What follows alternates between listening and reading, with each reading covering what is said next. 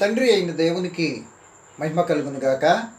ప్రభువైన యేసుక్రీస్తు నామంలో యూట్యూబ్ వీక్షిస్తున్న సహోదరి సోదరులందరికీ హృదయపూర్వకమైన వందనాలండి. మంచిది, చిన్న ప్రార్థన చేసుకుని కార్యక్రమాన్ని మనం ప్రారంభించుకుందాం. పరిశుద్ధుడును నిత్య నివాసి అనే మా ప్రియ పరలోకపు తండ్రి, మహోన్నతుడా, దయగలిగిన మా నాయన, గత కాలమంతా భయంకర దుర్దినాల్లో మీ కృపచేత మమ్మల్ని అందరినీ కాపాడి నేటికి మీ కుమారుడైన క్రీస్తు ప్రభుని బట్టి మీరు మాకు అనుగ్రహించిన క్షేమాన్ని, సంతోషాన్ని, ఈ జీవను బట్టి కృతజ్ఞతలు తండ్రి. ఈ సమయంలో మా తండ్రి, మీ కుమారుడైన క్రీస్తు ప్రభు ఆ శిలువ శ్రమల ధ్యానాల్లో చివరి ఘటాలను కొద్దిగా ఆలోచిస్తుండగా సమయోచితమైన ఆత్మజ్ఞానాన్ని అనుగ్రహించండి. వినబోతున్న ప్రియులైన వారందరూ ఆధ్యాత్మిక బలపడినట్లు సహాయం చేయమని, యావత్తు ఈ కార్యక్రమానికి మీ సన్నిధి మాతో ఉంచి నడిపించి మీరు మహిమ పొందమని యేసు నామమున ప్రార్థన అడిగి వేడుకుంటున్నాను మా తండ్రి, ఆమేన్. మంచిదండి ప్రియ దేవుని పిల్లలారా, నేటి కాల సమయంలో క్రీస్తు ప్రభు యొక్క 3.5 సంవత్సరాలు సువార్త పరిచర్లు చివరి ఘట్టాలుగా ఒక అంశాన్ని అయితే మీ ముందు జ్ఞాపకం చేశానండి. ఆ చివరి ఘటాల్లో ఆ 5 భాగాలుగా మరి నేను మెన్షన్ చేశానండి.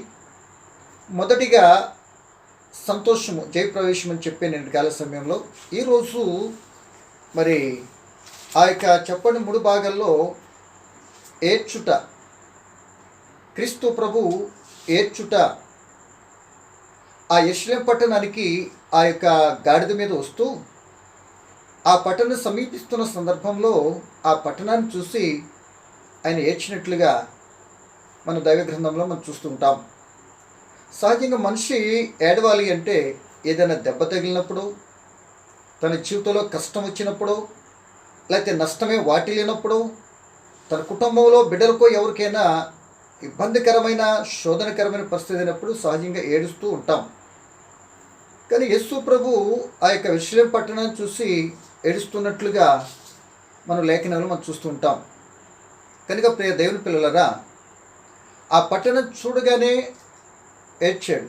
అంటే అప్పటికి గాడిద మీద జేజేలు కొట్టుకుంటూ ఆ ప్రజలందరూ ఆయన యెరూషలేము దగ్గరికి తీసుకొని వస్తుంటే ఆ పట్టణం ఎంట్రన్స్ దగ్గరికి రాగానే ఆ యొక్క మతాధికారులైనటువంటి పరిసయ్యులు, శాస్త్రులు ఆ యేసు ప్రభుని ఎందుకు ఇంత అల్లరి చేస్తున్నారు, ఆ పిల్లలను అల్లరి ఆపండి అని గద్దించినట్లుగా, అడిగినట్లుగా మనకు కనబడుద్ది.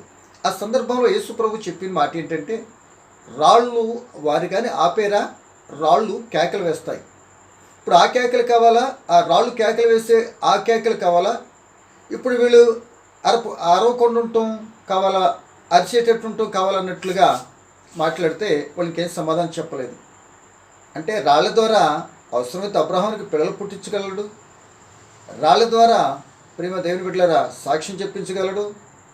ఒకవేళ ఎవరైనా రాయి మీద పడినా, రాయి వచ్చి వారి మీద పడినా, రాయి మీద పడితే తునకలైపోతారు, రాయి వచ్చి వారి మీద పడితే నుజ్జు అయిపోతారంటంలో లేఖనంలో చక్కటి ఆధారాలు కూడా మనకున్నాయి. కానీ ఇప్పుడు అటువైపు మనకు కాదు, కానీ ఆ పట్టణాన్ని చూసి ఏడ్చినట్లుగా మనం లేఖనంలో మనం చూస్తూ ఉంటాం. కనుక ప్రేమ దేవుని బిడ్డలారా, ఆ పట్టణం అది యెరూషలేము పట్టణం అన్న సంగతి మనందరికీ తెలిసిందే. ఆ మాటను ఒకసారి మనం చదువుకొని దానిలో ఉన్న కొద్ది భావాన్ని ఆలోచించడానికైతే మనం ప్రయత్నించేద్దామండి. చూడండి, లూకా రాసిన సువార్త 19వ అధ్యాయము 41వ వచనం నుండి కొద్ది మాటలు.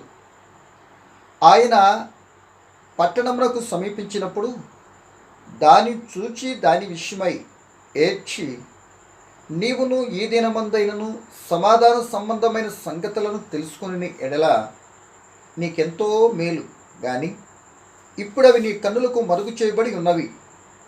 ప్రభువు నిన్ను దర్శించిన కాలం ఎరగకుంటివి కనుక నీ శత్రువుని చుట్టూ గట్టుకట్టి ముట్టడి వేసి అన్ని ప్రక్కల నిన్ను అరికట్టి నీలోనున్న నీ పిల్లలతో కూడా నేను నేల కలిపి నీలో రాతి మీద రాయి నిలిచి ఉండని అని దినములు వచ్చునని చెప్పాను. అంటే ఇప్పుడు వెళ్తున్నటువంటి యెరూషలేము పట్టణానికి వెళ్తున్నటువంటి ఆ సందర్భంలో ఆ పట్టణాన్ని గురించి ఏడ్చి దాని అంతాన్ని ప్రకటించినట్లుగా కనబడుతుంది. దానికి రేపు ప్రొద్దుట ఏం జరగబోతుందో దాని స్పష్టంగా ఆ పట్టణాన్ని ఆ యొక్క సమూలంగా ఎలా నాశనం అవుతుందో, రాతి మీద రాయి ఉండకుండా ఆ పట్టణంలో తన పిల్లలైన అందరూ చుట్టూ గట్టి కట్టి ఆ పిల్లలందరూ కూడా ముట్టడి వేసి వాళ్ళందరూ కూడా నేల కలిపేటటువంటి సమయము రాబోతుందని ఆ పట్టణానికి జరగబోయే సంగతిని గూర్చి ఆ పట్టణం దగ్గరికి వెళ్ళిన తర్వాత ఆయన ఏడుస్తున్నాడు. ప్రియమైన దేవుని పిల్లలారా, ఆలోచించేయండి. ఇంతకుముందే యేసు ప్రభు ఈ పట్టణాన్ని గురించి, అసలు ఈ పట్టణాన్ని గురించి మనం చూస్తే ఈ పట్టణము చూడటానికి చాలా రమ్యంగా కనబడుతుంది. చాలా అందమైన పట్టణం. ఇది మహారాజు పట్టణం. దాంట్లో చక్కటి యెరూషలేము మందిరం కూడా ఉంది. అది చక్కటి దేవాలయం ఉంది. ఈ పట్టణమేమో మరి నరహంతకులు పట్టణముగా, దేవుని భక్తులను ప్రవక్తలను చంపే పట్టణముగా పట్టణం ఉంటే, ఆ పట్టణము లోపల ఉన్నటువంటి మందిరం ఉన్నది కదా, ఆ మందిరము వ్యాపారపు ఇల్లుగా, దొంగల గుహగా మారిపోయింది. అంటే దేవుని యొక్క పట్టణం, దేవుని యొక్క సన్నిధి అంత భయంకరంగా తయారైపోయినది కనుక పట్టణం అయితే ఉన్నది, మందిరం అయితే ఉన్నది, కానీ దానిలో దేవుడు లేడు. మనిషి ఉద్దేశాలు, మనిషి తలంపులే ముందుకు జరుగుతున్నాయి తప్ప దేవుని యొక్క తలంపు అక్కడ జరుగుతున్నట్లు మనకు కానరాదు. కనుక ఈ పట్టణం గురించి అంతకు ముందటి కాలంలో యేసు ప్రభువుకు ఒక మాట చెప్పారు. ఇదే సందర్భాన్ని బట్టి ఒక మాట పలికారు. అది మత్తయి సువార్తలో మనం చూడండి 23వ అధ్యాయంలో ఒక చక్కటి మాట. అంటే ఆ యెరూషలేము పట్టణం యొక్క స్థితిని, ఆ యెరూషలేము పట్టణ స్థితిని చూసి ఆ యేసు ప్రభు ఆయనను ఏ విధంగా పోల్చుకొని ఆ పట్టణానికి ఏ విధంగా సహాయం చేయాలని ఎన్ని మార్లు ఆ పట్టణం కొరకు బాధపడి ఆ రాబోతున్న ప్రమాదం తప్పించడానికి ఎంత ప్రయత్నం చేశాడో ఒక చక్కటి మాట మనం చదువుకుందాం. చూడండి, మత్తయి రాసిన సువార్త 23:37 అండి. యెరూషలేమా యెరూషలేమా, ప్రవక్తలను చంపుచూను, నీ యొద్దకు పంపబడిన వారిని రాళ్లతో కొట్టుచూను ఉండుదానా? కోడి తన పిల్లల రెక్కల క్రింద ఎలాగా చేర్చుకునేను, అలాగే నేనును నీ పిల్లల్ని ఎన్నో మార్లు చేర్చుకొనవలని ఉంటిని, కానీ మీరు వెళ్ళకపోతిరి. ఇదిగో మీ ఇల్లు మీకు విడవబడి ఉన్నది. అంటే ఇక్కడ గమనించాలి, యెరూషలేము పట్టణం గురించి యేసు ప్రభు అనేక యెరూషలేమా యెరూషలేమా అని ఏడ్చాడు. అంటే ఆయన దృష్టంతో కూడా యెరూషలేము మీదే ఉంది. ఆ పట్టణం గురించి ఏడ్చి తను తాను కోడిగా పోల్చుకొని ఆ యెరూషలేము బిడ్డలందరినీ, అక్కడ ఉండేటువంటి అందరినీ తన పిల్లలుగా పోల్చుకొని ఎన్నో పర్యాయం నేను రక్షించాలని చూశాను, కానీ మీరు వల్లపడలేదు, అంటే వినలేదు. మీరు నా మాట వినకపోవటం కారణంగానే ఆ మాటే మీకు శిక్షగా, నా మాట విన్నప్పుడు మీ సొంత ఉద్దేశం చేసుకున్న దానికి ఫలితము మీరున్నటువంటి ఆ మందిరము, ఆ పట్టణము సర్వనాశనం అయిపోయే పరిస్థితికి వచ్చేస్తుంది. అంటే ప్రవక్తలు చంపుదానా అంటే ఏ విధంగా ఉన్నారు అంటే వీళ్ళు, ఇంకా మనం పైకి ఇదే అధ్యాయంలో 33వ వచనం చూస్తే ఈ ఇశ్రాయేలీని లేదా ఆ యొక్క పరిసర శాస్త్రులు, అక్కడ ఉన్నటువంటి మతాధికారులైనటువంటి వారితో పలుకుతున్న మాట యేసు ఏమని 33, ఇదే మత్తయి సువార్త 23:33, సర్పములారా, సర్ప సంతానమా అంటున్నాడు. అంటే నరక శిక్షను ఎలాగో తప్పించుకుందురు అని చెప్పుతూ వాళ్ళని ఏమంటున్నాడంటే, సర్పములారా, సర్ప సంతానమా, పాములారా, పాము పిల్లలారా. అంటే అంతగా పాము పిల్లలైపోయారు. దేవుని బిడ్డలు దేవుని సన్నిధిని ఆ విధంగా మార్చేసుకున్నారు, పాముల్లా తయారైపోయారు అని.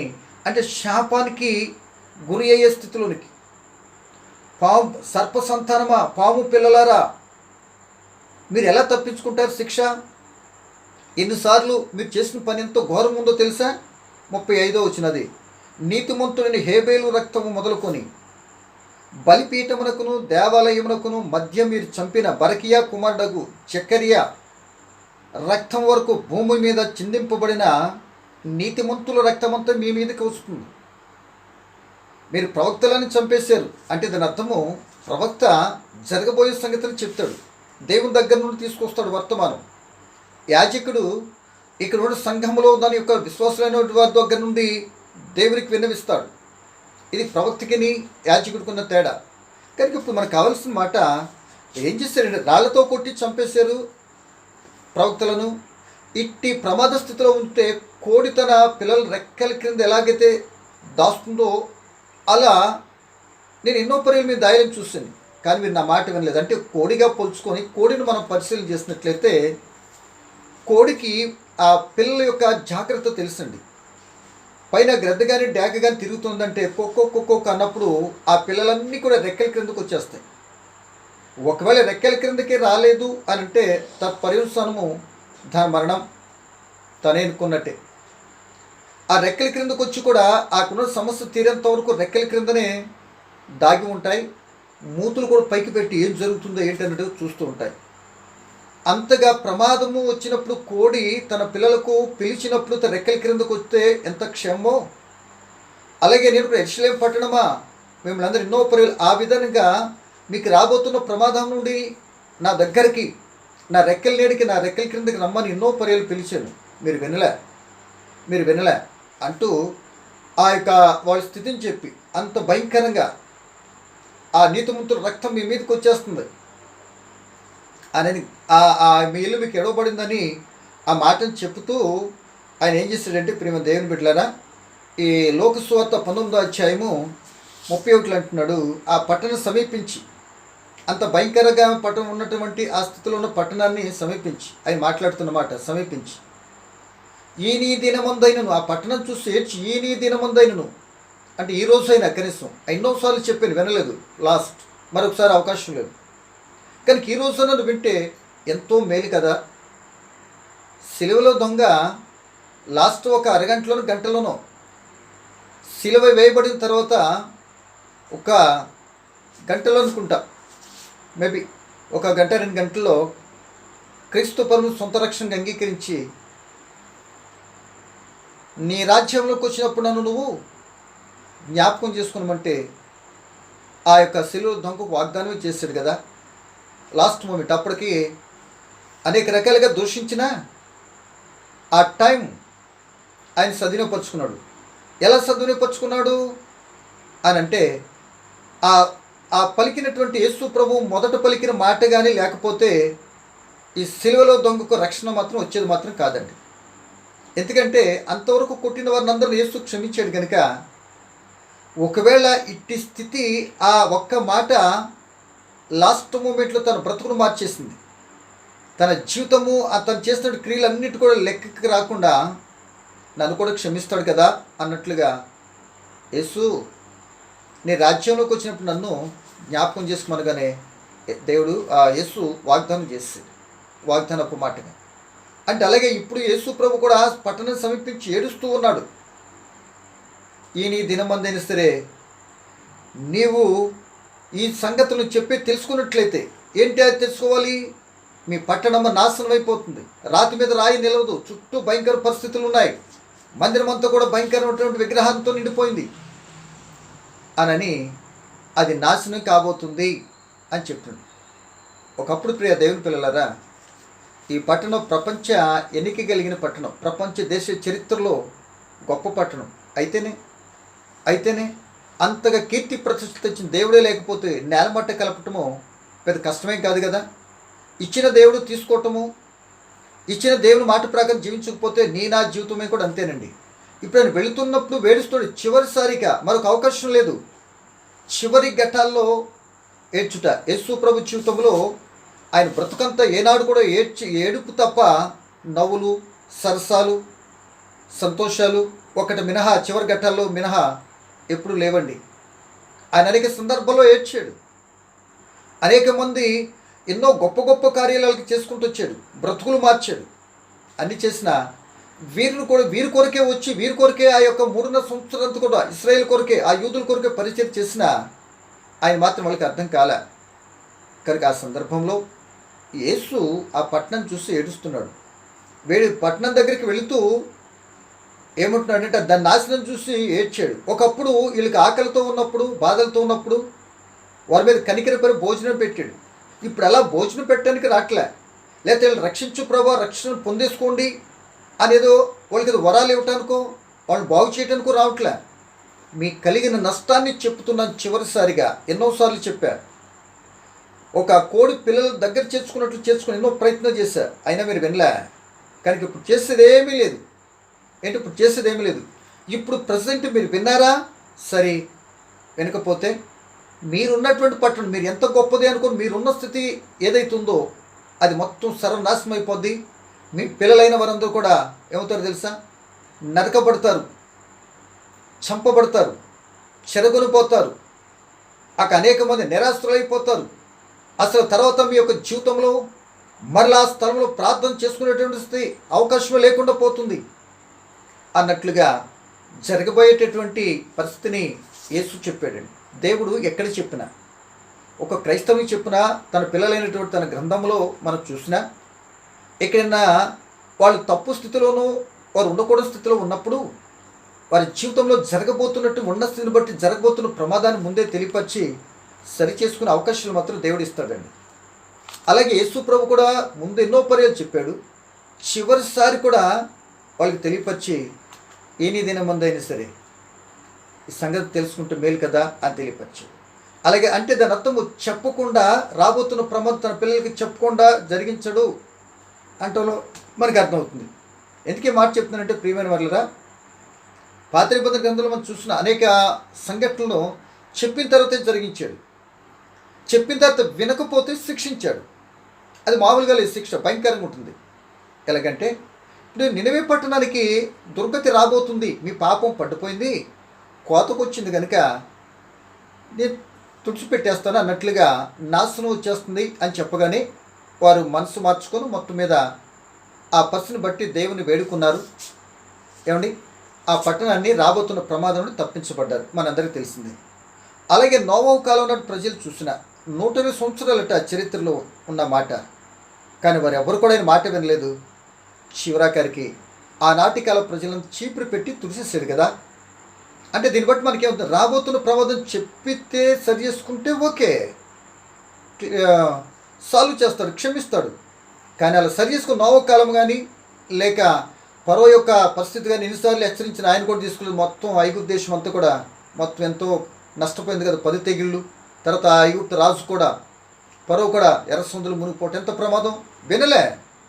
అలాగే సొదొమ గొమొర్రా పట్టణం కూడా తీసుకున్నా. కానీ ఇప్పుడు మనకు కావాల్సింది అటువైపు కంటే ఇప్పుడు ఆయన ఏడుస్తున్నాడు. ఎందుకంటే రాబోతున్న పరిస్థితిని బట్టి తన పిల్లలకి, ఏ తల్లి అయినా సరే తండ్రి అయినా సరే తన బిడ్డలకి రాబోతున్న ప్రమాదాన్ని చూసి చాలా పర్యాలు ఏడుస్తారు కదండి, ఏడుస్తాం కదా. అలాగే ఆ యొక్క యేసు ఆ పట్టణంలో ఎంతో పని చేశాడు కదా, వీళ్ళకి మార్పు చెందలేదని ఏడ్చాడు. యేసు ప్రభు ఏడ్చిన సందర్భాలు కూడా 3 మనకు కనబడతాయండి. ఒకనాడు మార్త మరియల ఇంటి దగ్గరికి వచ్చినప్పుడు ఆ సందర్భంలో లాజరు గారు చనిపోయిన స్థితిలో ఆయన వ్యాధిగ్రస్తుగా ఉన్నప్పుడే కౌరు పెడితే 4 దినాలు లేటుగా వచ్చినందుకు లోపు సమాధి చేశారు లాజరు గారిని. కొళ్ళు కంపు కుట్టే పరిస్థితి ఆ టైమింగ్.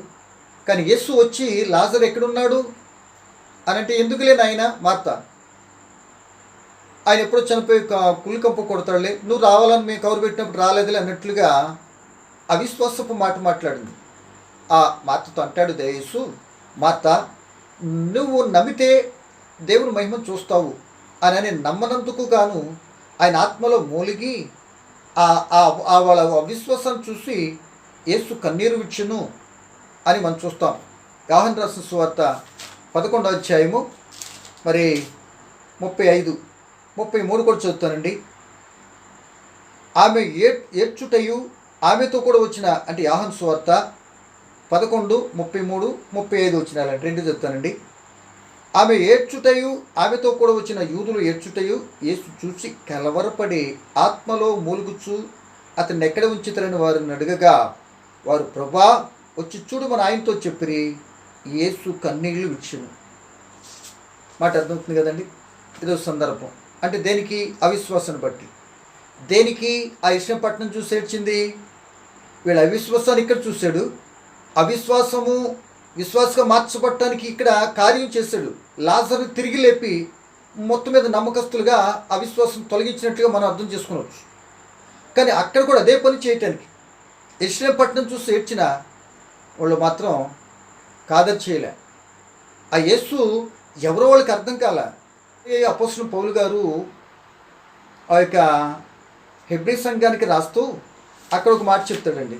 ఏమని అంటే, ఆయన మనుష్య కుమారుడికి ఉన్నటువంటి ఆ దినాలలో ఎంత భయంకరంగా ఆయన శరీరధారిగా ఉన్నప్పుడు ఎంత రోదన చేశాడో అని చెప్పబడింది. ఎందుకు?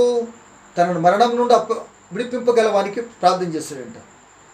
ఇప్పుడు అసలు వాస్తవంగా చూస్తే యేసు ప్రభు యెరూషలేముకి వచ్చిందే చనిపోవటానికి. బాగా గమనించి, యెరూషలేముకి వచ్చిందే చనిపోవటానికి, చంపటానికి. ఇక్కడ యెరూషలేములో ఉండే వాళ్ళందరూ ఎదురు చూస్తున్నారు యేసు ఎప్పుడు వస్తే అప్పుడు చంపేద్దామని. ఇప్పుడు జేజేలు కొట్టుకుంటూ వెళ్ళినట్టు వాళ్ళందరూ కూడా కొద్ది దినాలు, ఒక 5 రోజులు ముందుకెళ్ళేటప్పటికి 6వ రోజుని యేసుని చంపడానికి రెడీ అయిపోతే సపోర్ట్ ఇస్తారు. ఇంకా కాస్త ముందుకెళ్తే రాజు రాజు యూదుల రాజు అని చెప్పినటువంటి ఆ నోటుతోనే కైసరు తప్ప మాకు రాజు ఎవరు పలికేస్తారు. ఆ జేజేలు కొట్టుకుంటా యెరూషలేం గాడిద మీద వచ్చిన సందర్భం పలికినటువంటి పిల్లలు కూడా, తన వాళ్ళు కూడా ఇట్టి స్థితిలో ఉండి వీరు వ్యక్తిగతంగా ఇలా, మందిరం అలా, పట్టణం ఇలా. కనుక ప్రియ దేవునిలో మొత్తం టోటల్గా యెరూషలేం అంతా కూడా నాశనం అయిపోయే పరిస్థితికి వస్తుంటే, ఆ పరిస్థితి ఒకవేళ ఆ మందిరాన్ని కట్టింది కూడా 45 సంవత్సరాలు కట్టారు కదా. కనుక ఈ సమయంలో నా ప్రియమైన వల్లరా, ఇక్కడ యేసు ప్రభు శరీరధారిగా ఉన్న దినాల్లో జరిగిన ఒక మాట. శరీరధారి అయిన 5వ అధ్యాయం 7వ వచనం హెబ్రీ. శరీరధారి ఉన్న దినంలో మహారోదనముతోనూ కన్నీళ్లతోనూ తన్ను మరణము నుండి రక్షింపగలవానికి ప్రార్థనలను యాచనలను సమర్పించి భయభక్తులు కలిగి ఉన్నందున ఆయన అంగీకరింపబడ్డాడు అని లేఖనం చెప్తుంది. అంటే ఒకటేమో అవిశ్వాసం చూసి, వాళ్ళకి రాబోతున్న ప్రమాదాన్ని చూసి, ఒకటేమో ప్రేమ దేవుని బిడ్డలారా తనకు కలిగిన స్థితి నుండి తప్పించటానికి శరీరధారి ఉన్న దినాల్లో తండ్రితోనే మొరపెట్టినట్టుగా మరి ఆ యొక్క గెత్సేమనే తోటలో మనం చూస్తుంటాం. అలా ముందుకు వెళ్ళినట్లయితే, అలా కాస్త ముందుకు వెళితే వీళ్ళు ఏం చేస్తారో తెలుసా ప్రియమైన వాళ్ళరా? బాగా ఆలోచించాలి. వీళ్ళు ఏం చేస్తారో తెలుసా? ఆ యొక్క యేసు మీరు ప్రవక్తను చంపినటువంటి రక్తం మీ మీదకి వస్తుంది అన్నారు కదా. తర్వాత ఆ శిలువ మరణంలోనికి కొద్దిగా మనకు ముందుకు వెళ్ళినట్లయితే, ఆ పిలాతు ఏమో ఆ నీతిమంతు శిక్ష విధించడానికి చేతులు కడుక్కుంటే, అప్పుడు ఆ యూదులు ఏమన్నా తెలుసా, మతాధికారులు వాళ్ళు, ఆ యేసు ప్రభు రక్తం మీద మా మీద మా పిల్లల మీద ఉండు కాక అని రక్తాపరాధాన్ని వీళ్ళు తెచ్చుకున్నట్లే కనబడుతుంది. మరికొద్దిగా మనం ఆలోచిస్తే ప్రియమైన దేవుని పిల్లలారా, బాగా గమనించాలి. మనం ఒకసారి కొద్దిగా ఇది చేసినట్లయితే, ఇంకా కాస్త ముందుకెళ్తే ఈయన ఏడుస్తుంటే, ఆ యేసు ప్రభు ఆ శిలువను మోస్తుంటే వాళ్ళు ఏడుస్తున్నారు. అప్పుడు యేసు ప్రభు అంటాడు, నా కోసం ఏడకండి, మీకోసం మీ పిల్లల కోసం ఏడవండి. నేను ఏదైతే చేసినా అదే చేయండి రేపు. ఇప్పుడు నేను ఎందుకంటే నాకు మరణం నుండి అప్పగించగలిగినటువంటి తండ్రితో నేను ఏం చేశాను, గెత్సేమనేలో కానీ మీ అవిశ్వాసం చూసి, మీ పట్టణం చూసి మీ కొరకు ఏడ్చా. ఆ గెత్సేమనే తోటలో కూడా నా కొరకు ఎంతో మూలికి చెమట రక్త రూపంలో కలిగిన అంత వేదనతో మరణమును తప్పించగలగానికి నేను ప్రార్థన చేసుకున్నా. ఆయన మరణాన్ని తప్పించలేదు, కానీ అక్కడ నలుగుతున్న బాధను ఓర్చుకుంటాను తన దూతను పంపించి నాకైతే నన్నైతే బలపరిచాడు అంటాడు యేసు. కనుక ఇప్పుడు ఇక్కడ ఆయన శిలువను మాత్రం వీళ్ళు ఏడుస్తున్నారు. అప్పుడు యేసు అన్నాడు, నా కోసం వద్దు, మీరు నా కోసం ఏడటం వల్ల ఉపయోగం ఏంటి? నేను చెప్పిన మాట విని మీ బ్రతుకులు దిద్దుకుంటే రాబోయే ప్రభుత్వం తప్పించబడతారు. ఇప్పుడు 300 రోజులు కూర్చొని ఏడ్చినా మీకు రోదన తప్ప పరిష్కారం దొరకదు కదా అన్నట్లుగా చెప్పేటప్పటికి, నేను ఇప్పుడు వీళ్ళు కూడా ఏంటంటే, మీకోసం మీరు ఏడవండి. ఇప్పుడు మీరు తప్పుదారిలో ఉన్నారు కనుక తదుపరి మీ పిల్లలు తప్పుపోతారు, ప్రమాదంలో పడతారు. ఇప్పుడు మీరు తెలుసుకుంటే మీ పిల్లలు తెలుసుకుంటారు, రాబోయే ప్రమాదము ఈ యెరూషలేము పట్టణం నాశనం కాకుండా ఉండటానికి అవకాశం ఉంటుంది అని చెప్పినట్లుగా మనం అర్థం చేసుకుని వచ్చండి. అది కనుక యేసు ఆ మాట చెప్పిన తదుపరి ఒక 30-40 సంవత్సరాలకి టైటస్ అనే చక్రవర్తి, అంటే AD 70లో ఆ టైటస్ చక్రవర్తి వచ్చి యేసు చెప్పిన ఆ యొక్క ఆ ప్రవచనాన్ని ఏం చేస్తే సమూలముగా నాశనం చేసి దగ్గరగా యూదులను 6 లక్షల మందిని చంపి, అనేక మంది చెరగొనిపోయి, అనేక వికలాంగులతో మానసిక ఒత్తిడితో శరణార్థులుగా ఆ యెరూషలేము పట్టణము కొల్లగొట్టబడింది. ఆ యెరూషలేము పట్టణం నేటికి వారు ఆరాధించుకునే స్థలంగా లేదండి. అరబ్బుల కంట్రీగా, అరబ్బుల చేతులకు వెళ్ళిపోయింది. అబ్రహాము సంతానంగా వాళ్ళకి వెళ్ళిపోయింది. కనుక ఇప్పటి కూడా వాళ్ళకి లేకపోతే, ఇప్పుడు యెరూషలేము అనుకుని అక్కడికి వెళ్ళి మట్టి తెచ్చుకొని తింటున్నారు, కానీ అసలు వాస్తవం ఏంటో ఎవరు కూడా ఈ రోజు చాలామందికి అర్థం కావట్లే.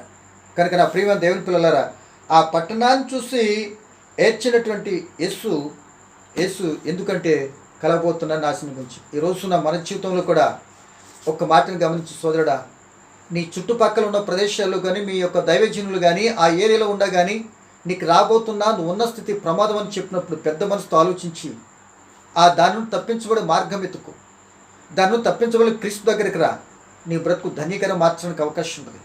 అలా కాకుండా ఎంత చెప్పినా వినకుండా, మాకు తెలుసులే, మాకున్న పరిస్థితి మాకు అర్థం కాదా చెప్పాలా అన్నటువంటి విర్రవీగుతనంగా ఉంటే, అది నీకు కలిగిన దాన్ని బట్టి కావచ్చు, నీ ఉద్యోగం కావచ్చు, నీ అందం కావచ్చు, నీకు కలిగిన ఆస్తిపాస్తులు ఏవైనా కావచ్చు, అవి నేను రక్షించలేవు, అని నేను కాపాడలేవు. కనుక ఒక అవకాశం అంటూ ఎన్నో అవకాశాలు ఇచ్చి జారవిచ్చుకున్నావేమో. ఇప్పటికీ లోకంలో కూడా భయంకర పరిస్థితి కనబడుతున్నది. ఎక్కడ చూసిన అకాల మరణాలు ఒకదాని తర్వాత ఒకటి భయంకర పరిస్థితులు వచ్చేస్తున్నాయి. కనుక ఈ సమయంలో నేను చెప్పేది, ఆ ఇశ్రాయేలీల వలె, ఆ సొదొమ పట్టణం వలె కాకుండా, యేసు మాట విని, మీ ఏరియాలో ఉన్న దైవజనులోకి చెప్తున్న మాట విని, ఆ క్రీస్తు ప్రభు సొంత రక్షణకు అంగీకరించి, నువ్వు ఉన్న స్థితి నుండి రాబోతున్న ప్రమాదం తప్పించుకొని ఆయన ఇచ్చే రక్షణ పొందుకుని నెమ్మదిని ప్రశాంతత కలిగి ఉండే కృప, అటువంటి ఆలోచన దేవుడు ఇవ్వాలని కోరుకుంటూ ఈ మాట ముగిస్తున్నా. పరిశుద్ధుడా, పరమ తండ్రి, పలకబడిన మాటలో పరమార్థాన్ని బిడ్డలు గమనించి మీ చిత్తమేమో ఎరిగి ఈ లోకంలో బ్రతకటానికి సహాయం చేయండి. మరలా మీ చిత్తమైతే మరొక భాగాన్ని ఆలోచించడానికి కృప చూపండి. వినబోతున్న ప్రియులను ఆధ్యాత్మిక బలపరిచి మీ నామానికే మహిమ తెచ్చుకోమని యేసు నామమున ప్రార్థన అడిగి వేడుకుంటున్నాను తండ్రి. ఆమేన్.